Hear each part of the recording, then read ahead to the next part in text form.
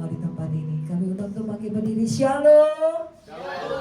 Luar biasa penyertaan Tuhan.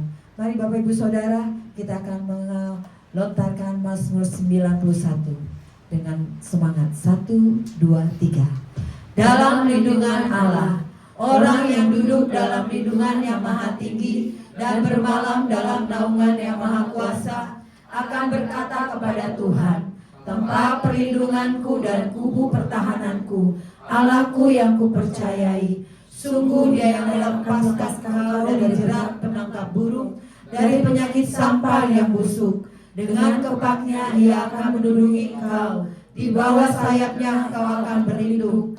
Kesetiaannya ialah perisai dan pagar tembok. Kau tidak usah takut terhadap kedahsyatan malam, terhadap panah yang terbang di waktu siang, terhadap penyakit sampar yang berjalan di dalam gelap, terhadap penyakit menular yang mengamuk di waktu petang. Walau 1000 orang rebah di sisimu dan 10.000 di sebelah kananmu, tetapi itu tidak akan menimpamu, sebab hanya menontonnya dari matamu sendiri dan melihat pembalasan terhadap orang-orang fasik. Sebab Tuhan ialah tempat perlindunganmu, yang maha tinggi kau buat tempat perteduhanmu. Malah petaka tidak akan menimpamu, dan tulah tidak akan mendekat kepada kemahmu. Sebab malaikat-malaikatnya akan diperintahkannya kepadamu untuk menjaga kau dalam segala jalanmu. Mereka akan menentang kau di atas tangannya, supaya kakimu jangan terantuk kepada batu. Singa dan ular teduh kau akan langkahi. Kau akan menginjak anak singa dan ular naga. Sungguh hatinya melekat kepadaku, maka aku akan meluputkannya. Aku akan membentenginya, sebab ia mengenal namaku. Bila ia berseru kepadaku, aku akan menjawab. Aku akan menyertai dia dalam kesesakan. Aku akan meluputkannya dan memuliakannya. Dengan panjang umur akan kukenyangkan dia, dan akan kuperlihatkan kepadanya keselamatan daripada kuberikan semua yang Tuhan. Mari kami duduk kembali. Mari persiapkan hati dan pikiran. Kita mau bawa pujian syukur kita. Tuhan masih tetap terus bertata di atas pujian penyembahan Bapak Ibu Saudara. Sekira Bapak Sekira Takarabaya Sekira Bapak Hinamaya Sekira Takarabaya Sekira. Terima kasih ya Tuhan atas penyertaan-Mu. Terima kasih ya Abah ya Bapa. Kami mau menghampiri-Mu Tuhan di ruang Maha Kudus-Mu. Hirabaya Sekira Bapak Sekira. Shikira baya shikira baba baba baba baba hira baba baba baba baya shikira baba baba baba baba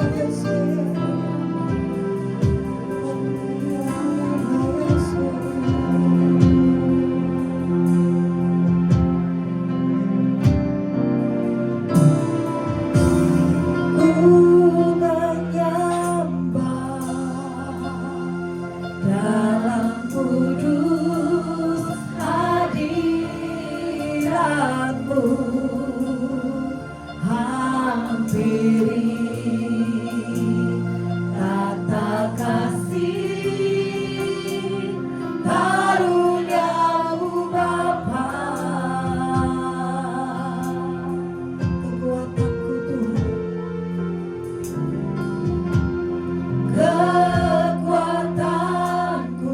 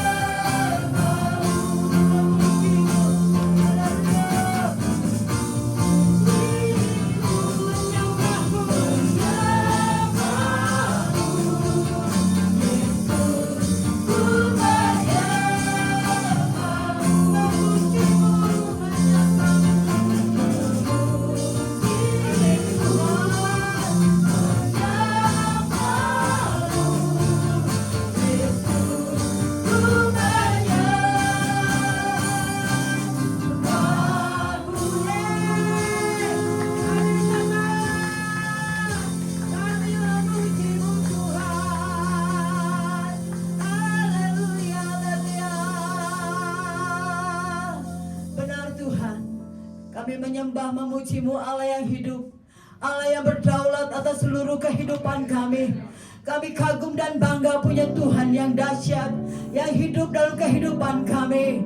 Inilah pujian syukur kami yang kami bawa untuk menyenangkan hati-Mu. Terima kasih ya Bapa, terima kasih ya Tuhan. Kami mau merasakan tetap terus Tuhan, Engkau menjamah melawat kami, sehingga kami pulang tidak sama dengan kami datang. Kami pulang membawa damai, sukacita, kemenangan yang daripada Tuhan. Terima kasih Bapa yang baik, terima kasih ya Tuhan. Inilah pujian syukur kami.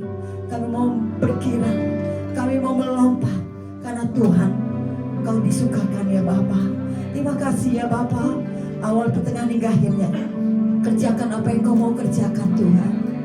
Berdaulatlah Tuhan seluruhnya atas kehidupan kami. Dari bangku belakang sampai ke depan, jangan sampai terlewatkan ya Tuhan lawatan Tuhan. Firman yang akan kami dengarkan Tuhan akan mengubah hidup kami. Terima kasih ya Bapa.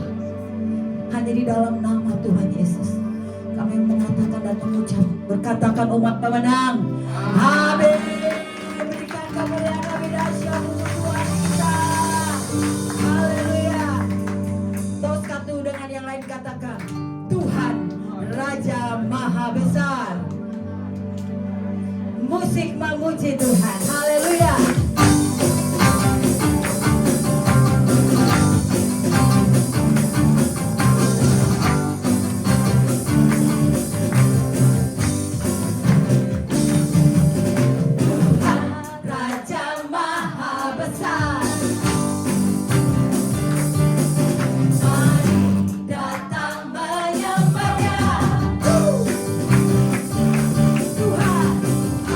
Raja Maha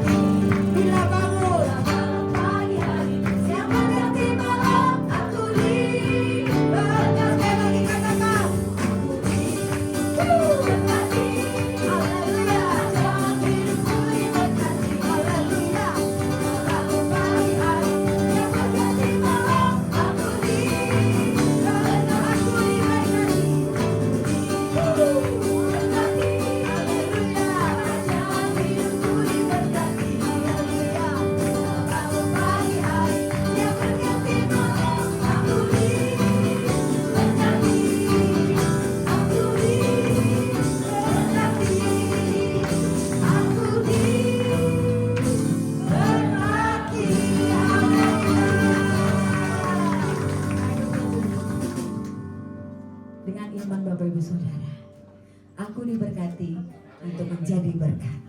Puji nama Tuhan. Tiba saatnya kita akan memberikan persembahan. Para petugas, mari siapkan hati dan pikiran kita. Terima kasih Bapak karena mau memberi, karena Kau sudah terlebih dahulu memberi berkat ke dalam kehidupan kami, mata pencarian kami, pekerjaan kami, usaha, apa yang Kau perbuat berhasil. Terima kasih Bapak yang baik. Kami memberi untuk pekerjaan-Mu di tempat ini Tuhan, untuk memperluas kerajaan-Mu di tempat ini ya Bapak. Hanya di dalam nama Tuhan Yesus kami siap memberi dengan penuh sukacita-Mu. Haleluya, haleluya, amin. Dan kepada petugas,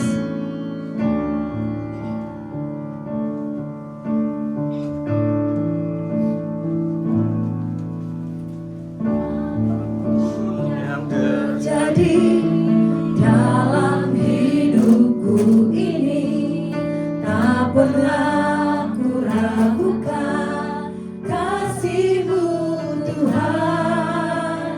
Lewat gunung yang tinggi, dalam lembah yang curam, tak pernah ku ragukan janji-Mu Tuhan.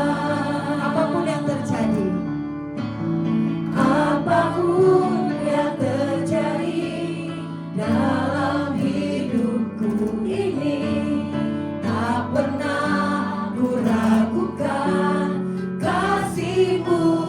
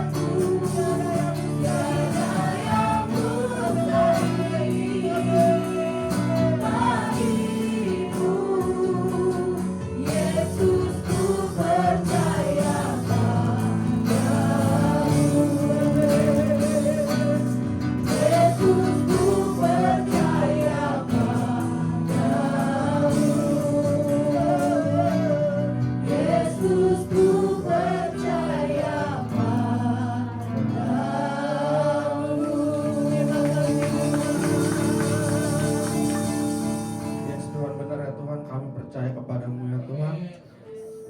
Bapa yang di surga, kami berterima kasih Tuhan atas hari ini. Terima kasih karena Engkau telah memberikan kami kesempatan untuk kami bisa kembali berkumpul di rumah-Mu ini ya Tuhan. Terima kasih untuk nafas, kehidupan, kesehatan, dan kasih setia-Mu dalam hidup kami. Tuhan, pada saat ini mungkin ada kami yang datang dengan banyak beban berat, banyak dengan kelelahan ya Tuhan, banyak pikiran, tapi kami percaya satu hal ya Tuhan, bahwa Engkau selalu hadir ketika umat datang mencari Engkau ya Tuhan. Tuhan, sebentar lagi kami akan mendengarkan firman-Mu. Berkati firman-Mu ini menjadi kekuatan dan rema bagi kami untuk kehidupan kami. Berkati mulut lidah bibir hamba-Mu yang menyampaikan, dan berkati untuk mereka semua yang mendengarkan. Terima kasih Tuhan, terima kasih Bapa yang surga, terima kasih Tuhan Yesus. Dalam nama Tuhan Yesus kami sudah berdoa dan mengucap syukur. Yang percaya sama-sama kita katakan amin. Terima kasih untuk WL Singer para musik. Silahkan duduk. Oke. Ya, shalom semuanya. Shalom. Puji Tuhan. Ya, puji Tuhan kita bisa ketemu lagi di hari ini, di hari Minggu ini ya. Ya, jadi kita sebagai umat Kristiani, sebagai umatnya Tuhan, kita tuh setiap minggu datang ke gereja pasti dengan berbagai macam keadaan. Ada yang datang dengan penuh dengan sukacita. Ada yang datang juga dengan hati yang tenang karena minggu-minggu yang udah dijalanin, hari-hari yang udah dijalanin itu berjalan dengan baik. Tapi tidak menutup kemungkinan pasti juga ada yang datang dengan pikiran yang masih penuh dengan banyak hal. Ada yang datang masih dengan pikiran pekerjaan, ada yang masih mikirin keluarga, kuliah, atau masalah-masalah yang belum selesai. Ada juga mungkin di antara kita yang masih datang dengan membawa kelelahan dari hari Minggu yang cukup panjang ini. Nah, jadi itu tuh semuanya hal-hal yang sangat manusiawi untuk kita sebagai umat Kristiani. Tapi gereja itu bukan tempat untuk orang yang hidupnya selalu baik-baik aja. Jadi gereja itu adalah tempat di mana orang datang dengan kondisi yang nyata. Jadi kita sebagai orang Kristen, sebagai umat percaya, kita itu datang dengan cerita hidup yang berbeda-beda. Ada yang berjalan di musim yang baik dan ada juga yang berjalan di musim yang berat. Tapi yang satu hal yang harus kita percaya, harus kita imani, bahwa ketika kita datang karena kita percaya bahwa Tuhan itu masih bekerja di dalam hidup kita. Kita percaya bahwa Tuhan masih mau berbicara kepada kita. Dan kita percaya bahwa setiap kali kita datang kepada Tuhan, Tuhan itu tidak pernah menutup telinganya. Oke, jadi kalau kita boleh jujur, hidup rohani kita tuh juga sebagai orang percaya tidak selalu berada di kondisi yang baik di setiap waktunya. Ada masa ketika kita tuh merasa sangat dekat dengan Tuhan. Kita mudah untuk berdoa, kita menikmati pada saat membacakan firman Tuhan, kita datang beribadah dengan hati yang ringan. Bahkan kadang kita merasa juga kayak Tuhan tuh sangat dekat dengan kita. Nah, kita tuh bisa merasa damai, kita merasa kuat, kita merasa hidup kita ada di jalur yang benar. Tapi ada juga masa ketika semuanya itu terasa berbeda. Kayak doa-doa itu terasa berat, membaca firman itu sulit untuk fokus, gampang ngantuk, di gereja gampang ngantuk. Nah, kadang tuh kita datang ke gereja tapi pikiran kita tuh masih kemana-mana, hati kita terasa jauh dari Tuhan. Dan yang menarik adalah seringkali itu kita sendiri tidak tahu kenapa rasanya berubah. Kita tetap menjalani aktivitas seperti biasa, kita tetap datang ke gereja, kita tetap menjalani hidup kita, tapi di dalam hati kita ada sesuatu yang terasa tidak seperti biasanya. Nah, seringkali perubahan itu tuh sebenarnya datang secara tidak terjadi secara tiba-tiba. Jarang sekali seseorang tuh tiba-tiba langsung jauh dari Tuhan dalam satu hari. Biasanya hal-hal seperti ini tuh dimulai dari sesuatu hal yang kecil, dari sesuatu yang sebenarnya kelihatannya tuh cukup sederhana, dari hal kecil yang biasanya kita biarkan begitu aja. Nah, jadi dari hal-hal kecil itu lama-lama akan timbul sebuah celah, dan tanpa kita sadari celah itu yang darinya kecil lama-lama bisa menjadi besar. Nah, celah itu mungkin awalnya cuman berupa dari hal-hal kecil yang seperti kayak sakit hati yang kecil, mungkin dari kekecewaan yang kecil, mungkin dari rasa malas untuk berdoa, terus mungkin hanya sedikit kepahitan yang kita simpan Tetapi ketika banyak hal-hal kecil yang tidak dibereskan, maka pelan-pelan semua hal itu akan memulai membentuk sebuah ruang kecil di dalam hidup kita yang lama-lama bisa menjadi besar. Dan ruang itu bisa menjadi tempat bagi hal-hal lain untuk masuk. Nah, jadi hari ini gereja kita dari rayon kita itu memberikan tema yaitu close the gap atau menutup celah.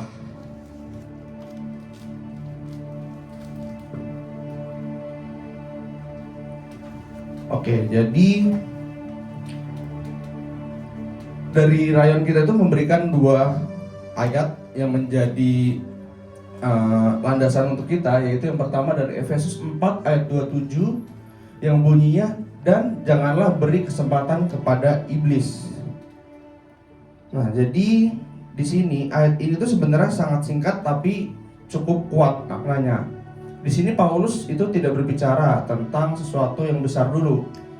Di sini Paulus berbicara tentang kesempatan, tentang ruang kecil yang bisa kita berikan tanpa kita sadari. Nah, jadi ayat ini tuh memperingatkan kita sebagai orang percaya untuk tidak membiarkan kemarahan yang berlarut-larut. Itu ada di ayat 26 di ayat sebelumnya, atau dosa-dosa yang perilakunya lainnya menjadi celah untuk iblis itu bisa merusak kehidupan rohani kita, terus menciptakan perpecahan atau menguasai diri kita. Nah, untuk konteks kemarahan di ayat 26 sampai 27 di Efesus 4 ini, Rasul Paulus itu menekankan bahwa jika marah, jangan sampai berbuat dosa dan jangan biarkan amarah bertahan dalam matahari sampai matahari terbenam. Nah, jika amarah itu dipendam, itu bisa menjadi sebuah tempat atau kesempatan bagi iblis untuk masuk menguasai hidup kita. Nah, arti dari memberi tempat ini sendiri yaitu memberikan ruang, peluang atau alasan bagi iblis untuk masuk dan mempengaruhi pikiran serta tindakan kita. Jadi yang bisa kita lakukan adalah menjaga hati dari kepahitan, kemarahan, dan perkataan kotor agar iblis tidak memiliki pintu untuk masuk di dalam kehidupan kita. Nah, jadi tindakan ini bertujuan untuk menolak pengaruh jahat dan tidak menyerah kepada goda-godaan. Jadi secara singkat dari Efesus 4 ayat 27 ini itu merupakan sebuah perintah untuk kita selalu waspada dan menutup celah bagi pengaruh iblis di dalam kehidupan sehari-hari. Nah, ayat yang kedua dari rayon kita adalah Yeskiel 22 ayat 30. Nah, di Yeskiel 22 ayat 30 ini bunyinya, aku mencari di tengah-tengah mereka seorang yang hendak mendirikan tembok atau yang mempertahankan negeri itu di hadapanku, supaya jangan kumusnahkan, tapi aku tidak menemuinya. Nah, di ayat ini tuh Tuhan tuh berkata bahwa Dia sedang mencari seseorang yang mau berdiri di celah tembok. Nah, gambaran yang dipakai dari ayat ini tuh sangat menarik. Ada tembok yang melindungi sebuah kota, tapi ada bagian yang rusak, ada bagian yang terbuka, dan Tuhan mau mencari seseorang yang mau berdiri di tempat itu. Tuhan tuh mencari seorang individu yang bersedia untuk menjadi perantara atau pendoa syafaat untuk berdiri di celah, untuk membela bangsa yang berdosa agar tidak dimusnahkan. Namun pada saat itu Tuhan tidak menemukan. Nah, ini adalah sebuah bagian panggilan untuk kita untuk bertindak benar dan memperbaiki moral atau rohani kita, sekaligus menunjukkan kerinduan Allah akan keadilan dan belas kasihan.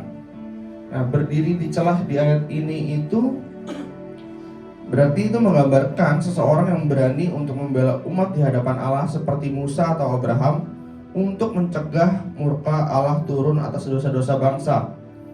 Nah, untuk tembok yang runtuh ini itu artinya adalah melambangkan rusaknya pertahanan moral, kebenaran, dan keadilan di tengah masyarakat. Tuhan itu mencari setidaknya satu orang, tapi situasi saat itu sangat parah.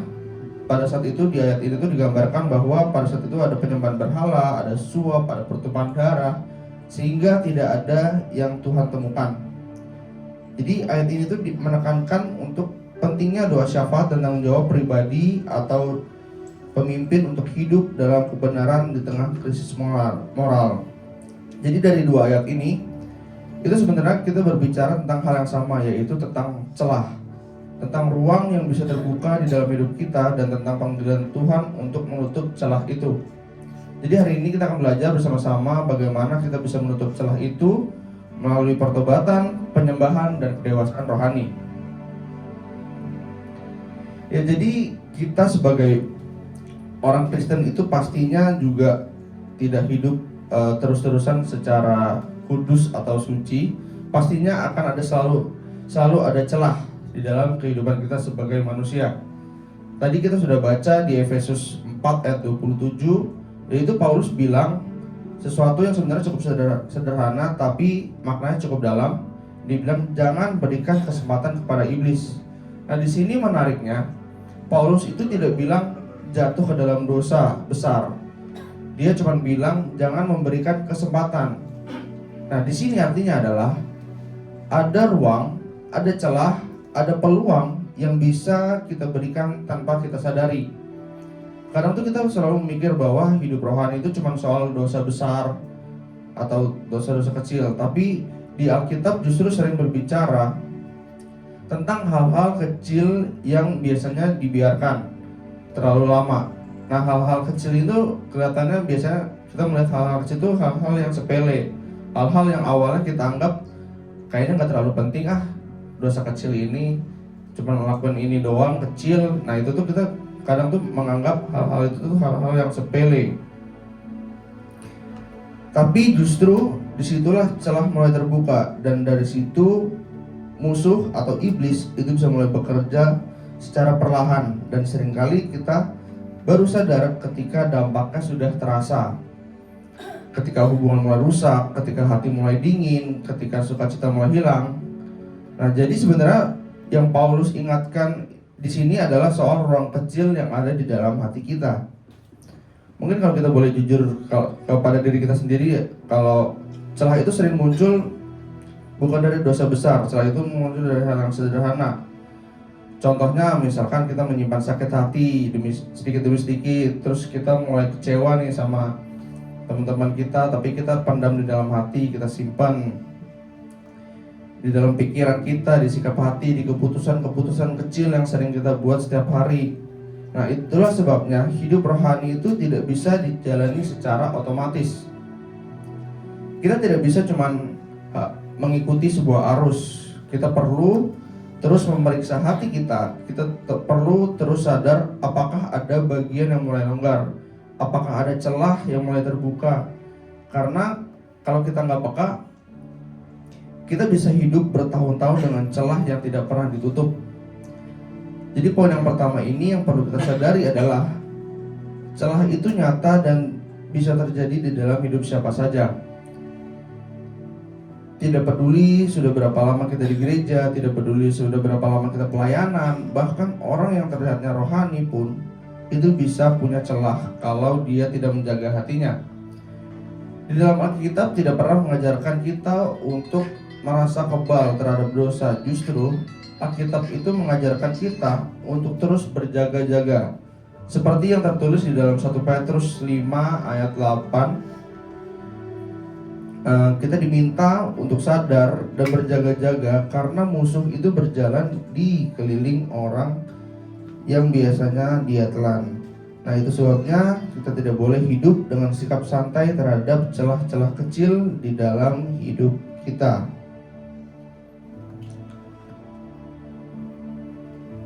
Nah, Tuhan itu sebenarnya mencari orang yang mau berdiri di dalam celah. Ya, sekarang kita akan membahas di yang tadi Yeskiel 22 ayat 30. Kalau di sini kita lihat, itu Tuhan tuh mau mengatakan sesuatu yang sebenarnya sangat menyentuh hati kita sebagai umat orang percaya. Tuhan tuh berkata bahwa dia mencari seorang yang mau berdiri di celah tembok. Mungkin kalau bisa kita bayangkan gambaran yang dipakai di ayat ini sebenarnya sangat jelas. Jadi pada zaman itu ada sebuah kota yang dilindungi oleh tembok yang besar. Tembok itu berfungsi sebagai perlindungan supaya musuh tidak mudah untuk masuk ke dalamnya. Jadi selama tembok itu masih utuh, kota itu akan aman. Tapi kalau ada bagian dari tembok itu yang rusak, itu akan mulai timbul celah, dan celah itu bisa sangat berbahaya, bisa memberikan dampak yang besar karena musuh tidak perlu meruntuhkan seluruh tembok. Musuh-musuh cukup masuk melewati bagian yang rusak itu. Jadi kalau celah itu tidak segera diperbaiki atau dijaga, maka kota itu bisa diserang kapan aja. Jadi ketika Tuhan berkata dia mencari seseorang yang mau berdiri di celah tembok, sebenarnya Tuhan itu mau menggambarkan seseorang yang mau untuk mengambil posisi untuk melindungi dan memulihkan. Jadi seseorang yang mau berdiri di tempat yang rusak supaya kerusakan itu tidak semakin besar. Nah, yang menarik dari ayat ini, Tuhan itu tidak mau mengatakan dia mencari orang yang paling kuat. Tuhan juga tidak mengatakan dia mencari orang yang paling hebat atau paling sempurna. Di sini Tuhan hanya mau berkata bahwa Tuhan itu mencari seseorang. Nah, kalimat itu cukup sederhana. Di sini artinya yang Tuhan cari sebenarnya adalah hati yang bersedia, hati yang mau berkata, Tuhan, kalau ada yang rusak, aku mau berdiri di situ. Kadang tuh kita berpikir bahwa hidup rohani itu harus terlihat hebat dulu, baru bisa dipakai Tuhan. Kita merasa harus punya kemampuan khusus atau kehidupan yang benar dan sempurna. Padahal seringkali yang Tuhan cari itu justru adalah orang yang sederhana, orang yang mau jujur dengan dirinya sendiri, dan orang yang mau bertanggung jawab secara rohani, orang yang mau peduli terhadap kondisi hatinya sendiri, dan orang yang tidak pura-pura baik aja ketika sebenarnya ada sesuatu yang belum dibereskan. Nah, kalau kita lihat di dalam Alkitab juga sebenarnya banyak tokoh yang dipakai Tuhan karena mereka berani berdiri di tempat yang sulit. Contohnya yang pertama itu adalah Musa. Di sini tuh Musa berdiri bagi bangsanya ketika bangsa Israel pada saat itu jatuh di dalam dosa. Daniel juga berdiri teguh di tengah bangsa yang tidak mengenal Tuhan. Kemudian ada Nehemia yang berdiri untuk membangun kembali tembok Yerusalem yang sudah hancur. Nah, mereka semua ini bukan orang yang hidupnya selalu mudah. Mereka juga bukan orang yang tidak pernah takut atau tidak pernah bergumul. Mereka punya tekanan dan tantangan yang nyata, tapi mereka di sini memiliki satu sikap hati yang sama. Mereka memiliki sikap yang diinginkan Tuhan, yaitu mereka tidak menutup mata terhadap kerusakan yang ada. Mereka tidak pura-pura semuanya baik-baik aja. Mereka juga tidak berkata, biarinlah orang lain aja, aku gak usah peduliin lah. Justru mereka memilih untuk mengambil tanggung jawab itu. Mereka mengambil tanggung jawab yang dipercayakan oleh Tuhan. Mereka memilih untuk berdiri di celah yang ada. Jadi hari ini pertanyaannya jadi sangat pribadi buat kita semua. Apakah kita mau menjadi orang yang berdiri di celah itu? Dan celah yang dimaksud bukan hanya celah di dalam gereja atau dalam kehidupan orang lain. Kadang celah yang paling penting itu justru ada di dalam kehidupan kita sebagai orang percaya. Seringkali itu kita mudah melihat kesalahan orang lain daripada melihat celah di hidup kita sendiri.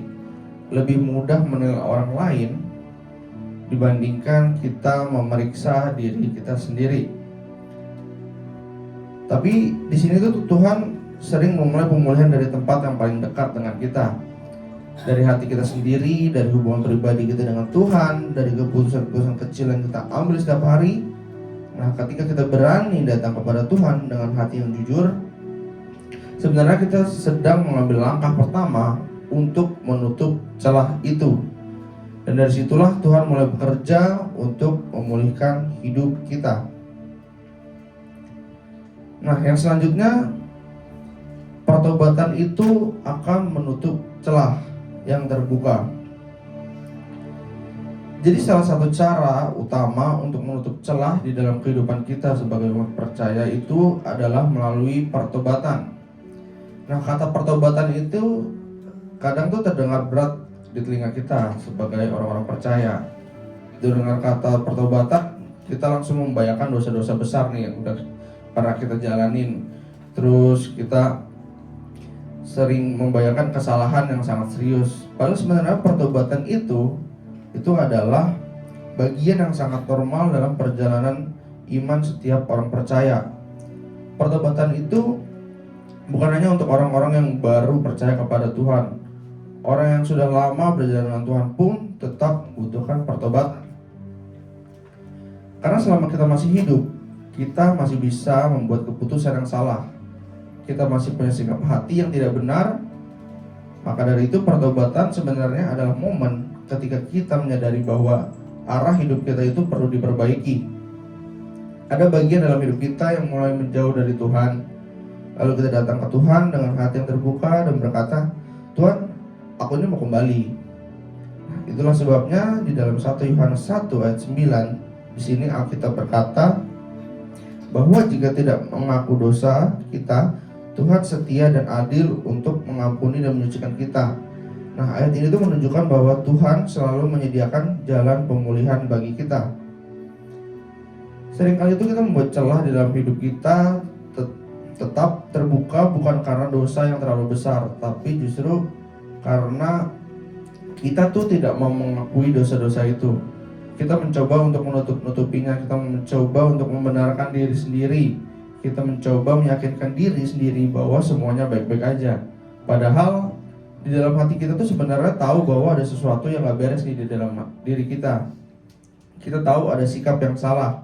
Kita tahu ada keputusan yang tidak seharusnya kita ambil. Tapi di sini kita memilih untuk mengabaikannya atau menutup-nutupinya. Ketika kita terus-menerus melakukan hal-hal itu, celah itu tidak akan pernah benar-benar tertutup. Bahkan lama-lama celah itu bisa menjadi semakin besar, bisa sangat berpengaruh. Pengaruhnya itu bisa mulai terasa di dalam hubungan kita dengan Tuhan. Hati kita bisa menjadi lebih keras, sukacita kita perlahan berkurang. Itu sebabnya Daud pernah berdoa di dalam Mazmur 51 ayat 12, ciptakanlah hati yang bersih dalam diriku ya Allah. Di sini itu Daud mengerti bahwa pemulihan itu selalu dimulai dari hati yang mau jujur di hadapan Tuhan. Nah, pertobatan itu juga bukan hanya soal mengatakan Tuhan maafin aku ya, tapi pertobatan itu selalu berbicara tentang perubahan arah hidup.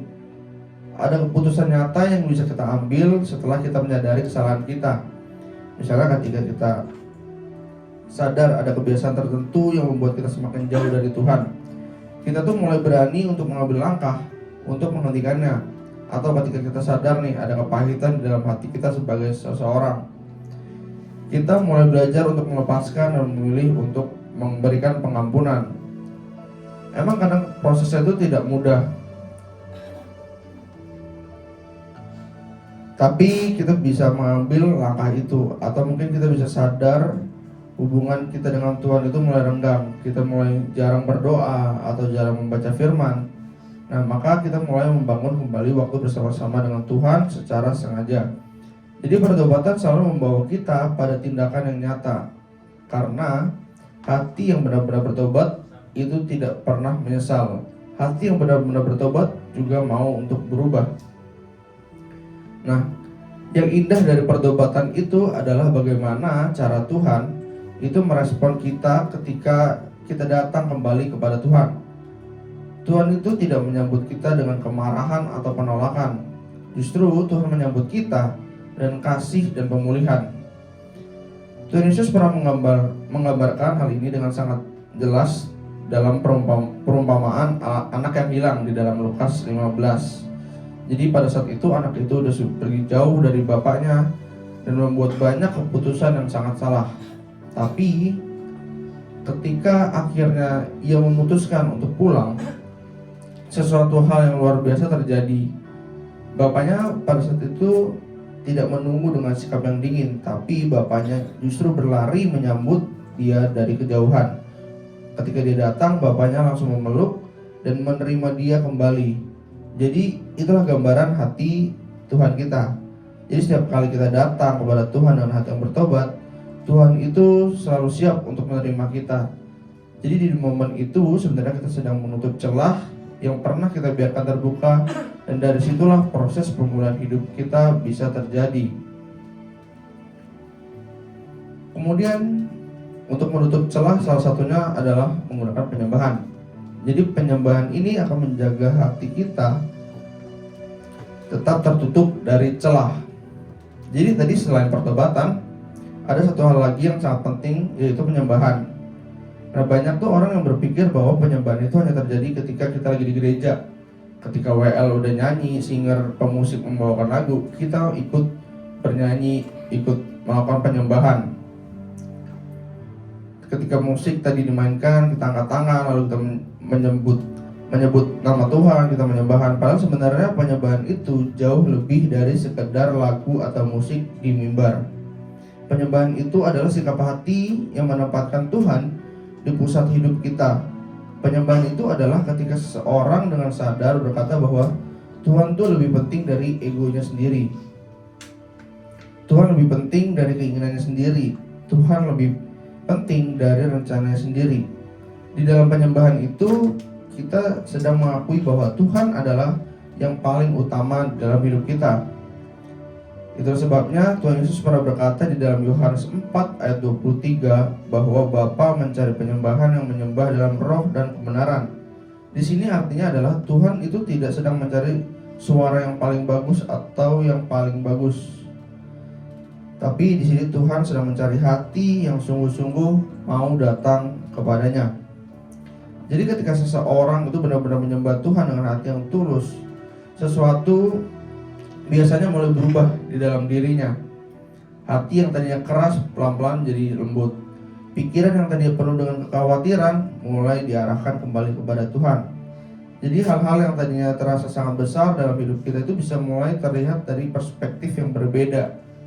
Banyak orang yang mengalami momen pemulihan ini justru ketika mereka datang kepada Tuhan dalam penyembahan. Bukan karena lagunya yang menyentuh secara emosional, bukan juga karena musiknya yang bagus, tapi karena di momen itu mereka benar-benar membuka hatinya untuk bertemu dengan Tuhan. Mereka berhenti mempertahankan egonya, mereka berhenti mencoba mengendalikan semuanya sendiri, mereka datang kepada Tuhan dengan kerendahan hati. Dan disitulah Tuhan mulai bekerja di dalam hati mereka. Jadi kadang tanpa kita sadari, penyembahan itu menjadi tempat di mana hati kita bisa dipulihkan. Penyembahan juga bisa membantu hubungan kita dengan Tuhan tetap hidup. Mazmur 104 itu pernah berkata bahwa kita masuk ke dalam hadirat Tuhan dengan ucapan syukur dan pujian. Ayat ini menunjukkan bahwa penyembahan membawa kita kembali kepada kehadirat Tuhan. Ketika kita belajar hidup dalam penyembahan, kita tidak hanya datang kepada Tuhan saat ada masalah aja. Kita belajar untuk terus mengingatkan Tuhan dalam kehidupan sehari-hari kita, untuk kita belajar untuk bersyukur bahkan dalam hal-hal yang kecil. Jadi hubungan kita dengan Tuhan pun pelan-pelan bisa menjadi semakin dekat lagi. Dan ketika kita hidup dekat dengan Tuhan, maka celah-celah di dalam hidup kita itu tidak mudah terbuka lagi. Bukan karena kita tiba-tiba menjadi orang yang paling kuat, tapi karena kita terus-menerus tinggal di dalam hadirat Tuhan.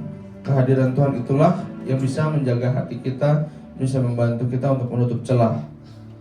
Jadi pada akhirnya hidup rohani yang sehat biasanya itu selalu melibatkan dua hal, yaitu pertobatan dan penyembahan.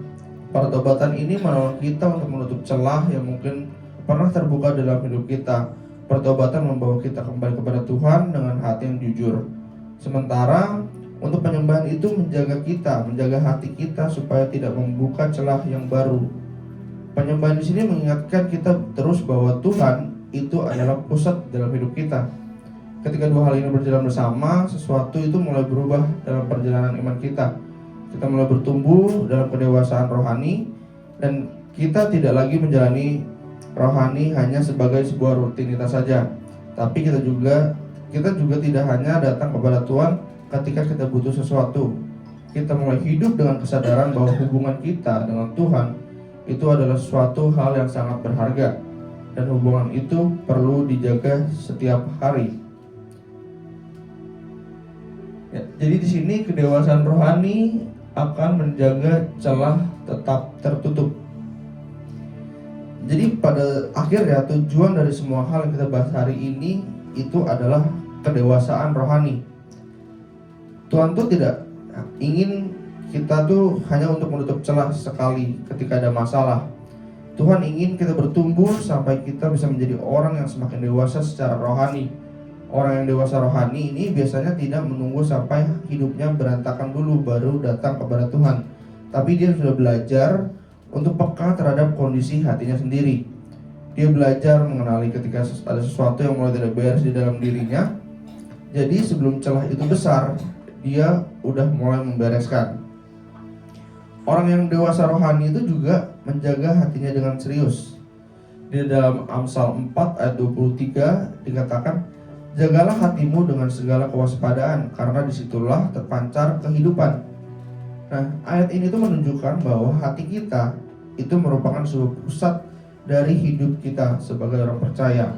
Banyak hal yang kita lakukan sebenarnya berawal dari kondisi hati kita. Kalau hati kita dipenuhi dengan kepahitan, maka hidup kita akan dipengaruhi oleh kepahitan itu sendiri.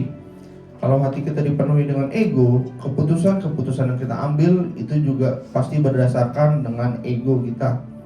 Itu sebabnya kita sebagai orang dewasa rohani harus terus belajar menjaga hati kita.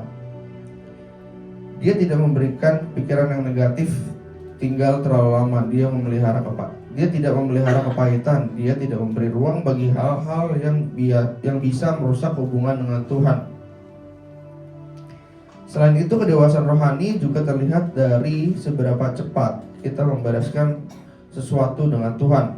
Orang yang dewasa rohani itu bukan berarti tidak pernah salah, tapi semua orang itu bisa salah, semua orang bisa jatuh, tapi perbedaannya adalah di responnya. Orang yang dewasa rohani itu tidak membiarkan dosanya terlalu lama. Dia tidak menunggu sampai semuanya semakin parah. Dia cepat datang kepada Tuhan, dia cepat bertobat, dia juga cepat mengampuni orang lain. Di dalam Efesus 4 ayat 32 kita diingatkan untuk saling mengampuni seperti Kristus sudah mengampuni kita. Sikap hati seperti ini itu adalah cara untuk mencegah supaya celah tidak terbuka terlalu lama. Dan hal yang lain yang sangat penting itu adalah menjaga hubungan dengan Tuhan secara konsisten. Jadi kedewasaan rohani itu tidak dibangun dalam 1 atau 2 hari. Kedewasaan rohani itu dibangun melalui hubungan yang terus berjalan dengan Tuhan, melalui doa, melalui firman Tuhan, melalui pujian, penyembahan, melalui keputusan-keputusan kecil setiap hari yang tetap kita berjalan sama Tuhan. Ketika hubungan kita dengan Tuhan terjaga, kita menjadi lebih peka terhadap suara Tuhan. Kita menjadi lebih cepat sadar ketika ada sesuatu yang memang perlu kita perbaiki. Jadi pada akhirnya kedewasaan rohani itu membuat kita hidup dengan kewaspadaan rohani. Kita hidup dengan sikap nanti aja kalau udah parah baru dibereskan. Kita tidak hidup dengan hal itu, tapi kita hidup ketika kita hidup dengan kesadaran bahwa hubungan kita dengan Tuhan itu adalah sesuatu yang harus tetap dijaga. Dan ketika hidup kita seperti itu, kita tuh tidak memberikan ruang bagi musuh-musuh kita untuk bekerja di dalam kehidupan kita, seperti yang dikatakan dan diingatkan di dalam Yakobus 4 ayat 7. Ketika kita tunduk kepada Tuhan dan melawan iblis, maka iblis akan lari dari kita. Nah, kedewasaan rohani itu juga membuat hidup kita semakin kuat dan celah-celah itu tetap tertutup. Oke, jadi kalau kita melihat kembali semuanya yang kita bahas hari ini, sebenarnya pesan yang disampaikan ini cukup sederhana, yaitu hidup rohani kita tidak hanya ditentukan oleh hal-hal besar. Seringkali hidup kerohanian kita itu justru ditentukan dari hal-hal yang kecil yang kita biarkan lama di dalam hidup kita. Jadi hal-hal yang kecil yang tidak kita sadari, sikap hati yang kita anggap tidak terlalu penting, kebiasaan-kebiasaan kecil yang kita pikir itu tidak berdampak besar, tapi justru dari situ mulai celah-celah terbentuk. Dan dari situ musuh kita, si iblis, si bolis, itu bisa mulai bekerja secara perlahan. Jadi tidak selalu dengan cara yang dramatis, tidak selalu dengan cara yang terlihat jelas, kadang justru dengan cara-cara yang sangat halus dan membuat hati kita itu sedikit demi sedikit bisa menjauh dari Tuhan, dengan membuat kita sedikit demi sedikit kehilangan kepekaan terhadap Tuhan. Nah, itulah sebabnya firman Tuhan mengingatkan kita untuk kita bisa memberikan sedikit, kita tidak untuk memberikan kesempatan sedikit pun kepada iblis, bukan karena Tuhan ingin menakut-nakuti kita, tapi karena Tuhan tahu bahwa betapa berharganya hidup kita. Tuhan tahu betapa pentingnya hati kita untuk dijaga. Tuhan tidak ingin hidup kita dirusak oleh celah-celah kecil yang sebenarnya bisa kita tutup sejak awal. Tapi kabar baiknya di sini adalah Tuhan tidak hanya menunjukkan masalahnya, Tuhan juga menunjukkan jalan pemulihannya.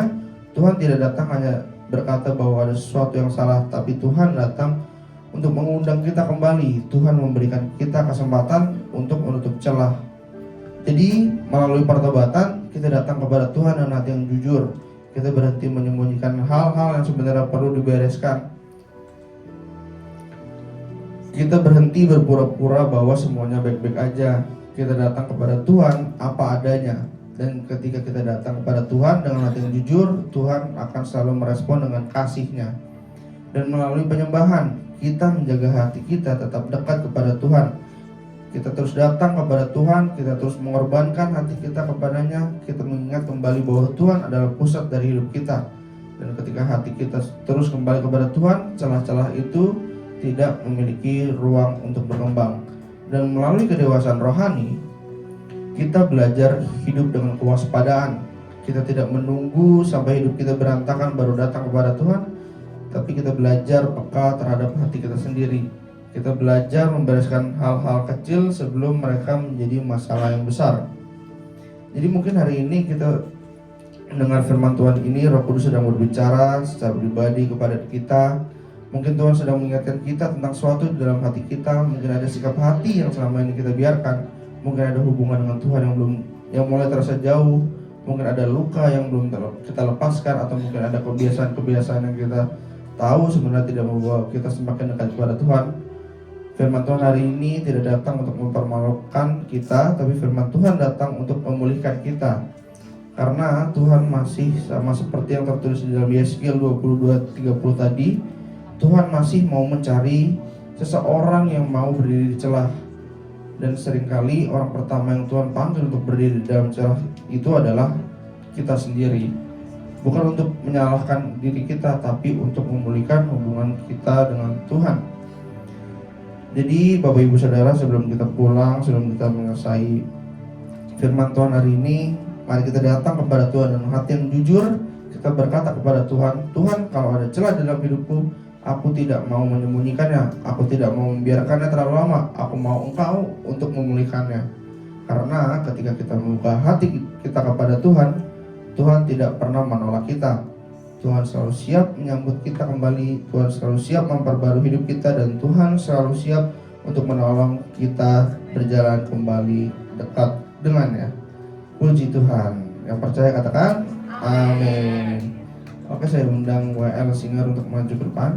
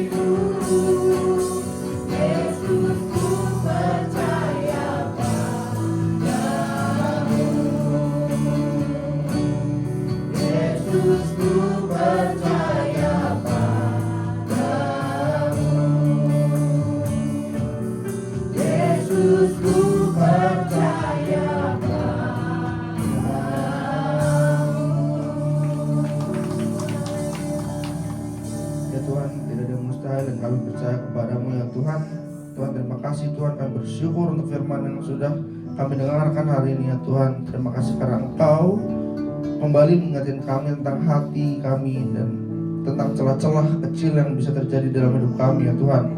Tuhan, kami jadi di bawah Engkau, seringkali tanpa sadar kami membiarkan hal-hal kecil tinggal terlalu lama di hati kami. Ampuni kami jika ada kepahitan, kecewaan, kesombongan atau sikap hati yang tidak berkenan di hadapan-Mu ya Tuhan. Hari ini kami mau datang kembali kepadamu dengan hati yang jujur. Tolong kami ya Tuhan supaya kami bisa menjadi orang-orang yang mau menutup celah itu. Berikan kami hati yang mau bertobat dan hati yang mau menyembah Engkau dengan sungguh-sungguh.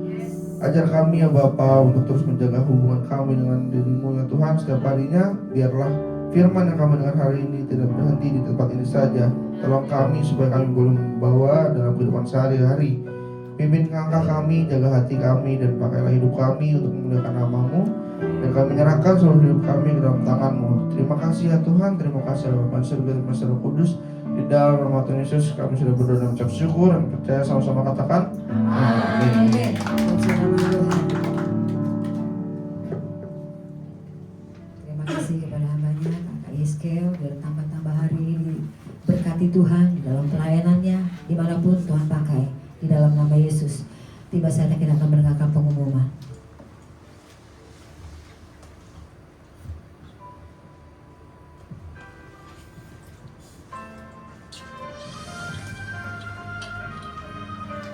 Salam jemaat Tuhan. Kiranya Tuhan memberkati kita semua. Untuk minggu ini kita belajar tentang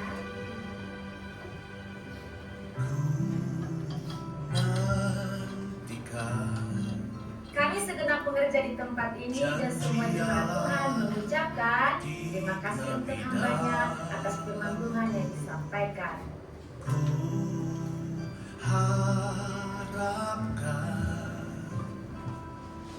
Yang Berikut terbaik disampaikan firman GBFGC. terjadi di dalamku. Berikut jadwal ibadah sepekan. Ibadah raya minggu diadakan 2 kali ibadah. Ibadah pertama pukul 9 pagi dan ibadah kedua pukul 11 siang. Setiap ibadah disertai dengan ibadah sekolah minggu. Seturut firman-Nya Ibadah full diadakan setiap hari Sabtu pukul 5 sore. yang Ibadah WBI diadakan sekali dalam sebulan pada hari Sabtu pukul 4 sore di tempat ini. seturut kasih-Nya bagiku. Menara doa setiap hari Senin sampai Sabtu di tempat ini dan terbuka bagi semua jemaat Tuhan. Badminton PBI Sport diadakan setiap hari Kamis pukul 8 malam, bertempat di Gor Medland Cibitung. Bagi yang menabur untuk persembahan dan persepuluhan, Bapak Ibu bisa mengirimkan lewat e-wallet atau e-banking ke rekening gereja dengan nomor 5222443661 atas nama GBFGC.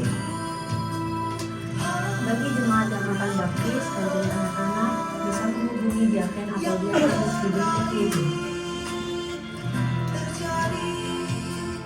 Panitia pembangunan mengadakan penjualan kupon akan dilakukan penjualan 1 kali dalam sebulan. Bagi yang telah membeli kupon, harap untuk disimpan dan akan diundi untuk beroperasi. Demikian pengumuman ini. Terima kasih, Tuhan Yesus memberkati. Puji nama Tuhan. Mungkin ada tambahan. Ada yang pertama kali hadir di tempat ini untuk beribadah, lambaikan tangan atau berdiri. Wah, jemaat yang setia. Kami untuk berdiri. Kami memuji kebesaran-Mu ajaib Tuhan dan cara itu.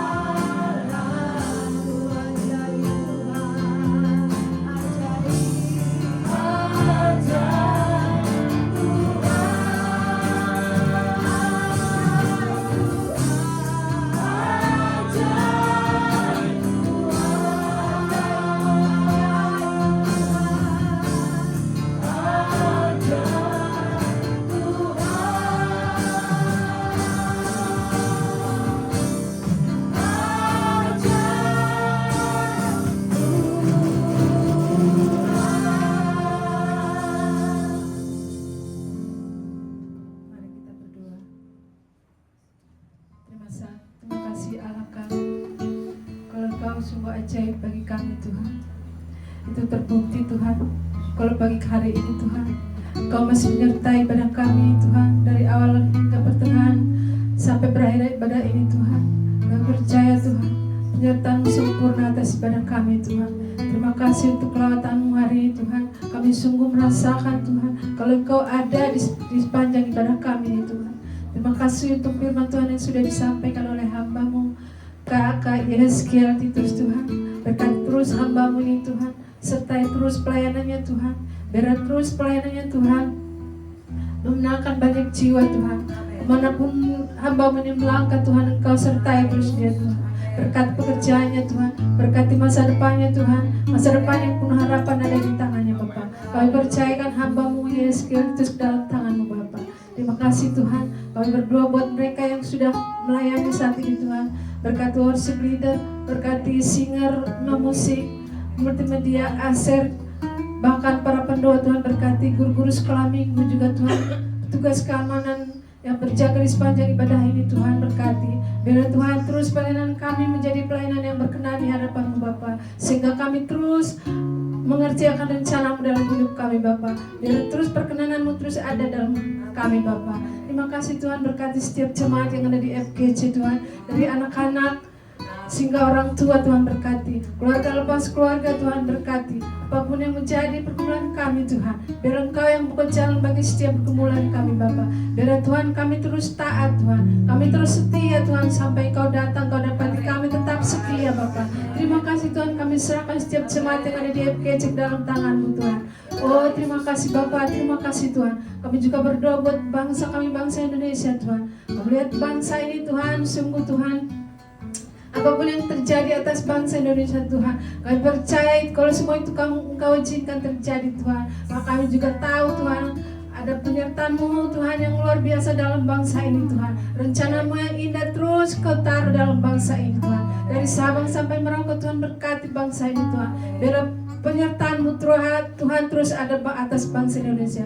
Kemuliaan Allah turun atas Indonesia Tuhan. Berkati pemerintahan tertinggi, Presiden Prabowo dan wakilnya Gibran Tuhan. Gubernur Jawa Barat, gubernur kami Tuhan, KDM Tuhan, berkati Bapak. Biar terus Indonesia damai dalam hadirat Tuhan. Terima kasih Bapak, terima kasih Tuhan. Kami berdoa buat persembahan yang sudah kami berikan Tuhan. Berkati persembahan ini Tuhan, biar persembahan ini berguna bagi kebaran kerajaan Tuhan.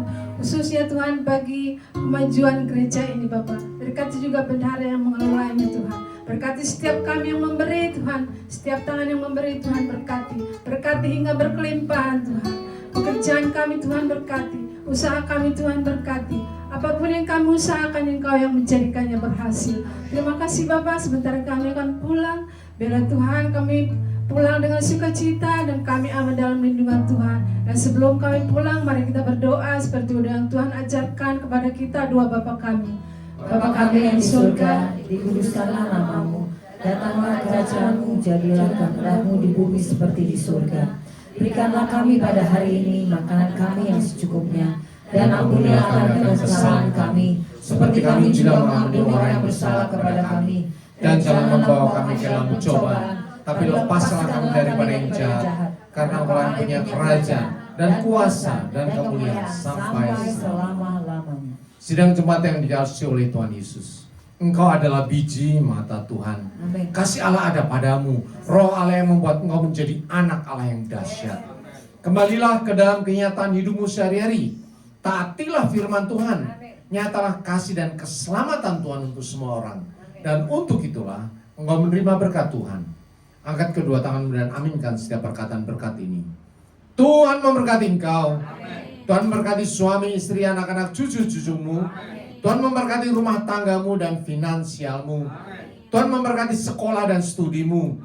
Tuhan memberkati setiap pekerjaan dan usahamu. Apapun yang kau rencanakan, apapun yang kau perbuat, Tuhan membuat semuanya berhasil. Kasih karunia dari Allah Bapa dan damai sejahtera dari Tuhan Yesus, serta persekutuan yang manis dengan Roh Kudus menyertai kehidupanmu dari sekarang sampai Maranatha. Tuhan Yesus datang yang kedua kali, menjemput kita di awan-awan yang permai, bahkan sampai selama-lamanya. Semua yang percaya dan sudah diberkati Tuhan Yesus katakan amin.